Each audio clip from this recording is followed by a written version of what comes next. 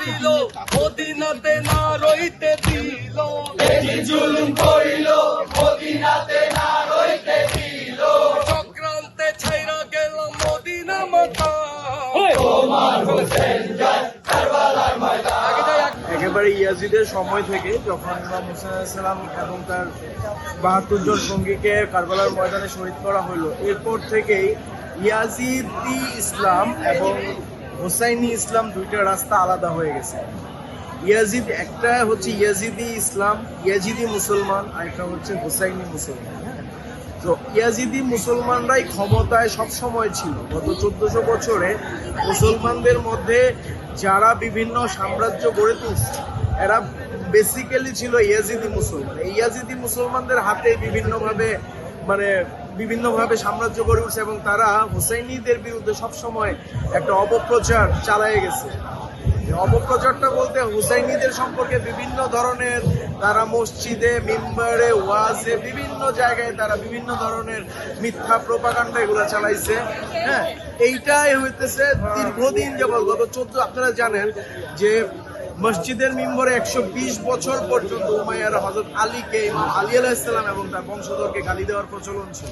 কারণ ওই জানে না যে ইসলামের আসল স্বরূপটা কি, রাসূলের ইসলাম, হুসাইন ইসলামটা কেমন, এই জিনিসটা থেকে মানুষ অনেক দূরে সরে গেছে। এই জন্য আজকে আপনারা সমাজে চারদিকে যত মানুষ দেখেন, বিভিন্ন মোল্লা মৌলবী দেখেন, এরা ম্যাক্সিমামই হইতেছে ইয়াজিদি ইসলামের ধারণা। এই জন্য হুসাইনি আমরা এই যে আজকে মহরম বেরোছি, মানুষের মধ্যে একটা কৌতূহল জাগে যে কেন তারা এরকম করতেছে। আর তো কেউ করতেছে না, তারা কেন, কিছু মানুষ কেন করে? কারণ ওই তো কিছু মানুষই হইতেছে হুসাইন ইসলামকে ধারণ করে রাখছে। প্রতি বছর যখন মুহররম মাস আসে, শোকের মাস, তো আমাদের হোসেনি দালান থেকে আমরা ইমাম হোসেন আলাইহিস সালাম এবং কারবালার স্মরণে আমরা এখানে মিছিল বের করে থাকি। যেমন আমরা ৫ তারিখ, মুহররমের ৫ তারিখে, মুহররমের ৭ তারিখে এবং মুহররমের ৮ তারিখে, ৯ তারিখে এবং আজকে যে ১০ তারিখে এই মিছিলগুলো আমরা বের করে থাকি। বিভিন্ন সময় দেখা গেছে উচ্ছৃঙ্খল লোক যারা চায় এই যে আমরা স্মরণ যে করতেছি, এই স্মরণকে নস্যাৎ করার জন্য অনেকেই অনেকভাবে প্রচেষ্টা করে, এসে উচ্ছৃঙ্খলতার সৃষ্টি করে, এখানে বিভিন্ন রকম অকারেন্স করে। এই আজকের দিনে মহত্ব অনেক বেশি, কারণ আজকে রাসূলের পরিবার শেষ হয়েছে। কারণ আপনারা কার জন্য আনন্দ করবেন, কার জন্য খুশি পালন করবেন?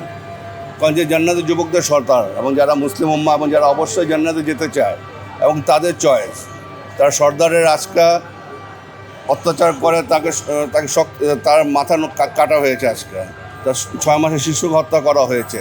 সেই জান্নাতের সর্দারের জন্য আজকে আপনি বুক চাপবেন, আপনি আজকে শোক পালন করবেন না আপনি কি করবেন? এই প্রশ্নটা আমি আপনার কাছে রইল, আপনি চিন্তা করে দেন। শান্তিতে তারা দিল না, থাকবে না না, মদিনায় শান্তিতে তারা দিল না, থাকবে না না। ঈমান আনার পরে আবার হলো